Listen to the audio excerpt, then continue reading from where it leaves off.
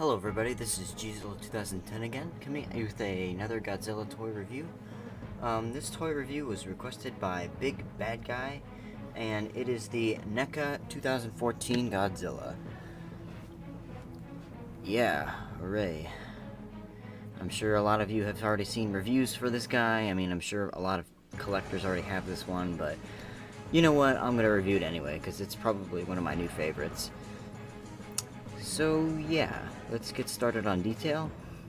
To put a long story short, the detail is simply astounding on this figure. It is spot on to the movie, and I've heard that they 3D printed essentially 3D printed the CGI model from the movie itself, and incorporated it into this figure and into the 24-inch one. So yeah, long story short, detail is simply amazing. Everything is there.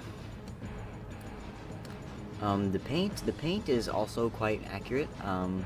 We don't really get a whole lot of shots of Godzilla in the daytime. I guess we do at the end of the movie, but I mean, this is pretty much accurate. He's like a dark blackish brown color, basically all the way around, and his nails, you can't see them on this camera, but his nails are painted black, except for the toenails. The fingernails are painted a glossy black. Inside the mouth there's some red, it's kind of hard to see. The eye is yellow, like it is in the movie, again kind of hard to see, but yes, the paint is also spot on, and he has painted white teeth in there. Yes, paint is spot on. Okay, now we'll move on to articulation. First of all, let's see. The jaw is hinged. Mine is a little stiff, but yes, it is hinged. The head is on a ball joint, and the neck is on a swivel ball joint, so you can make him look around.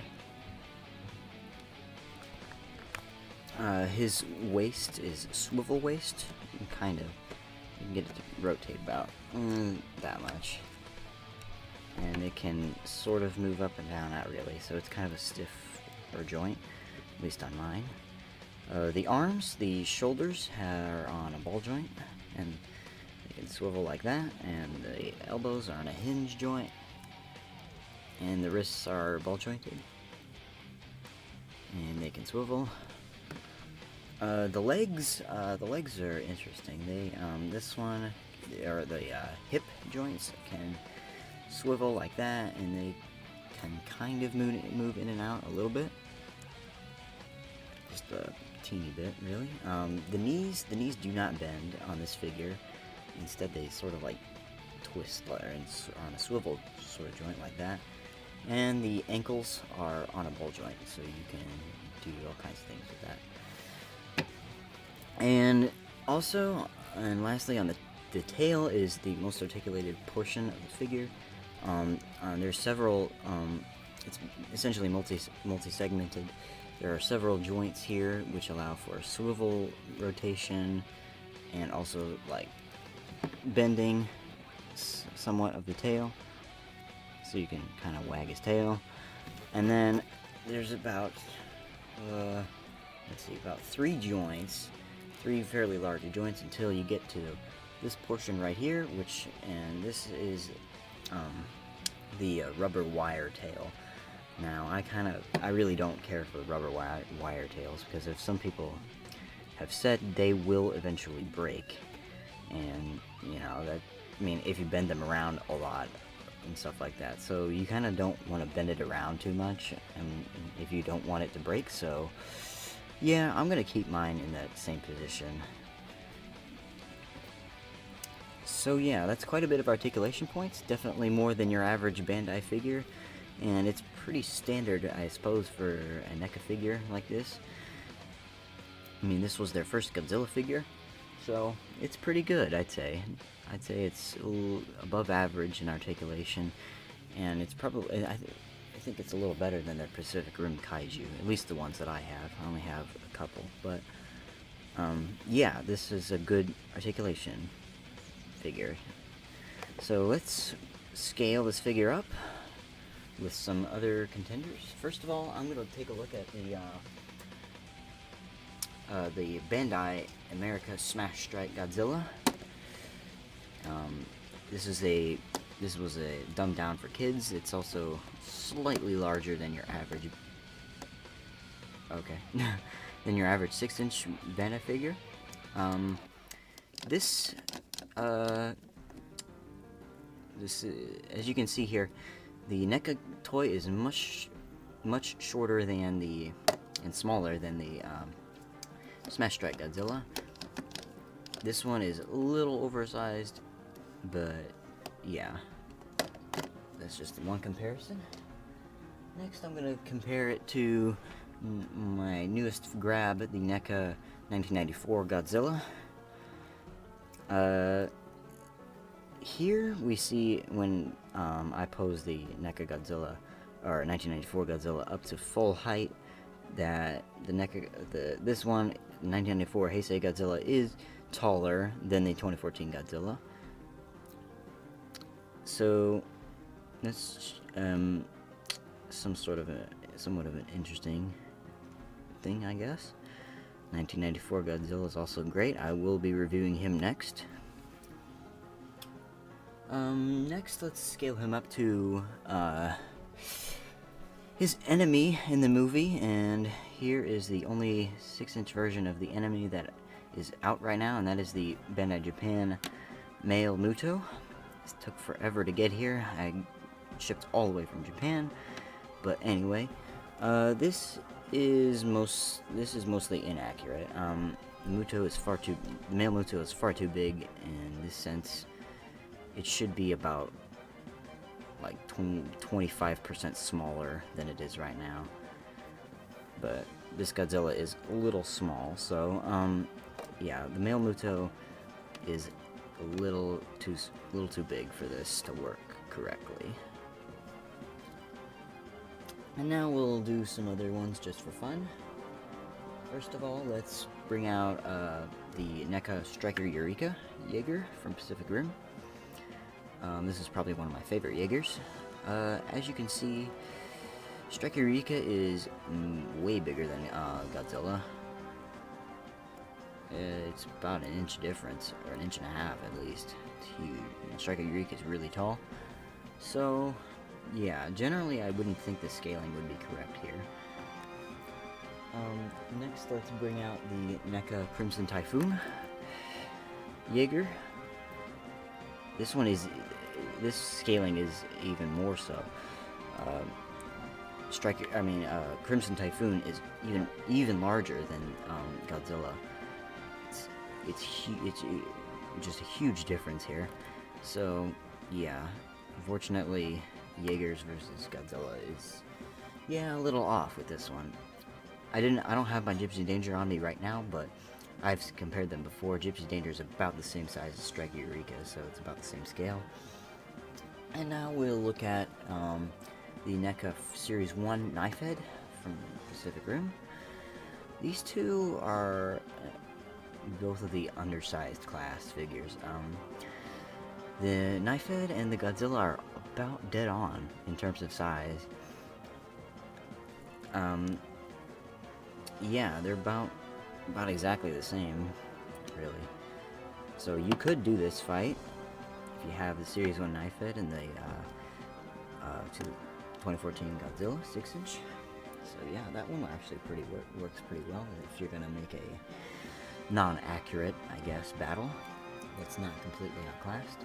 And lastly, we'll just try the NECA Leatherback from Pacific Rim. It's a giant figure, hulking monster of a figure. Oh boy, let's see if I can't scale him or pose him up correctly. That's him standing upright a little bit. As you can see, Leatherback is just enormous compared to Godzilla, which really should be the other way around, but it's just, I mean, Leatherback is like 2 times the size of Orga, I think, or something like that. I mean, he's just absolutely enormous. So yeah, this doesn't quite work either.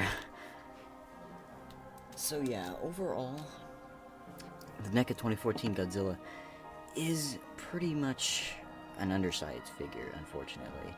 I mean, it looks great, but it's simply a smaller scale figure, about 5.5 inches tall, maybe 5, I'm not sure, but yeah, it's a little shorter and smaller than your average 6-inch Bandai figure.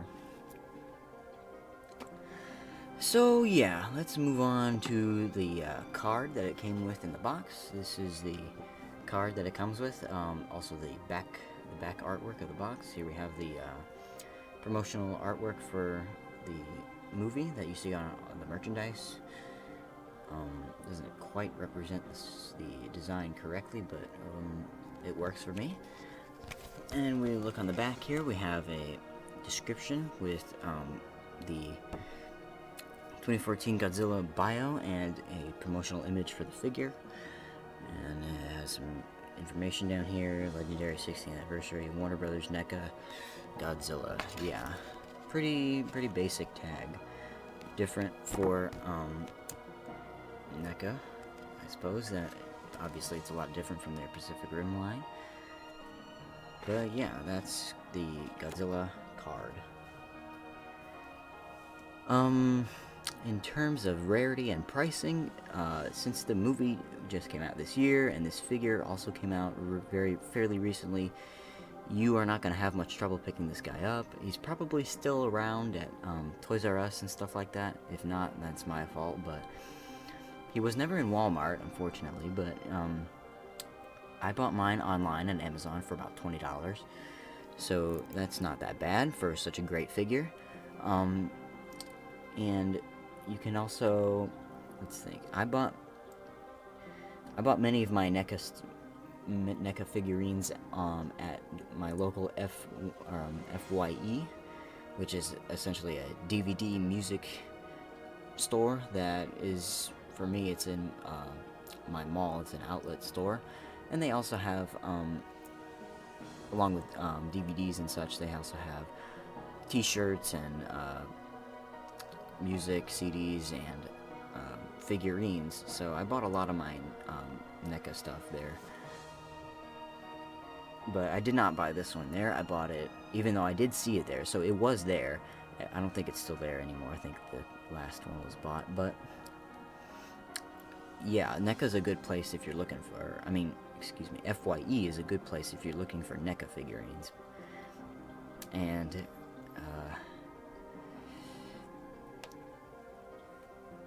yeah, I bought a lot of DVDs there and stuff like that. But anyway, yeah, buy him on Amazon, buy him on eBay. He should not be too pricey because he just came out and the movie is fairly recent. So yeah, it's not an expensive buy.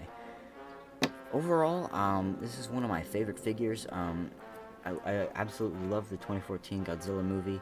I liked it more than Pacific Rim. It's probably my new favorite Godzilla movie.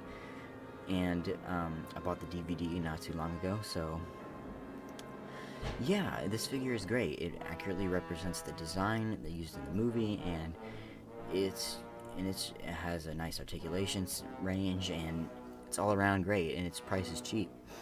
So I would highly recommend it to anyone who wants it. I would not necessarily recommend it for younger kids, however, because it is mostly a collector's item, and I think if you were to throw this thing around too much, it would probably break. So if you have a kid and they like Godzilla, I'd probably recommend the toys that have gimmicks like this one, the Smash Strike and the Tail Strike, or the Atomic Roar, or stuff like that. So yeah, I would highly recommend this one to collectors. I would recommend this one to children. So yeah, I'm gonna have to say this figure gets a perfect 5 for me. It's near perfect, and it's really awesome toy. Definitely definitely my new favorite, and also from my new favorite Godzilla movie. So I guess that's it. This is Godzilla 2010 signing off. Bye.